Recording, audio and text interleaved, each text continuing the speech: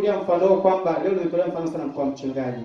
Kuna watu tunahisi kama mchungaji hahitaji waombezi. Kuna watu nadhani kama mchungaji hahitaji watu wa kumwombea. Musa alihitaji watu wamsaidie katika ile huduma ya kuomba.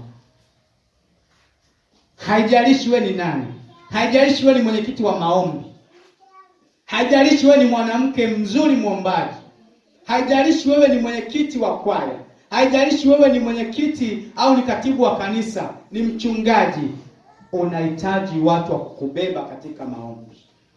Peke yetu sisi hatuwezi. Amen. Kwa sababu sisi sote ni viungo, lazima tuwe na wasaidizi wa kutusaidia katika kila nafasi. Na ndio maana tunaona kanisani kuna huduma tofauti tofauti. Zile huduma zimewekwa kwa mfano ili kuonyesha kwamba wanahitaji wasaidizi, lakini kuteuliwa au kuchaguliwa kwamba wewe ni mwenyekiti wa vijana haitoshi kwamba wewe ndio uhudumie vijana peke yako. Kila mmoja mwenye kutambua umuhimu wa kijana kanisani anatakiwa asimame katika nafasi ya kuelekeza vijana. Watoto wana mwalimu, lakini sio kwamba iishie kwamba mwalimu wa watoto ndio angalia mtoto. Mtoto akiharibika, mwalimu wa watoto ndio karibu. Hapana. Wote ni mwili mmoja. Wote ni viungo. Kwa natakiwa angalia palipo na changamoto basi irekebishe ili kwa ajili ya utukufu wa Mungu. Mtu akiangalia akisema kanisa la FPCT Mikocheni C mlango wa mbinguni kwa kweli wako vizuri. Hata sema mwalimu wa watoto yuko vizuri. Atamtukuza Mungu wa kanisa hili. Amina. Kama tutakuwa tunafanya vitu vizuri, hawataangalia tu mtu mmoja, wanasema kanisa lile. Yesu Kristo asifiwe. Amina. Kwa hivyo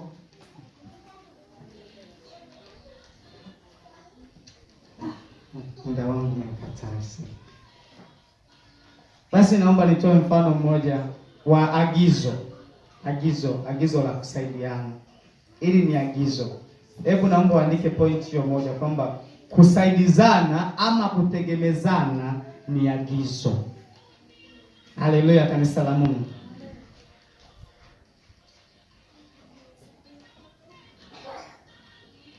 Pia ile sura ya 6 na mstari wa 2 Biblia inasema kwamba mchukuliane mizigo na kutimiza vivyo sheria ya Kristo. Bwana Yesu Kristo asifiwe. Mchukuliane mizigo na kuitimiza hivyo sheria ya Kristo. Kwa hivyo tunapochukuliana tunatimiza ile sheria ya Kristo ya kusaidiana. Ile ambayo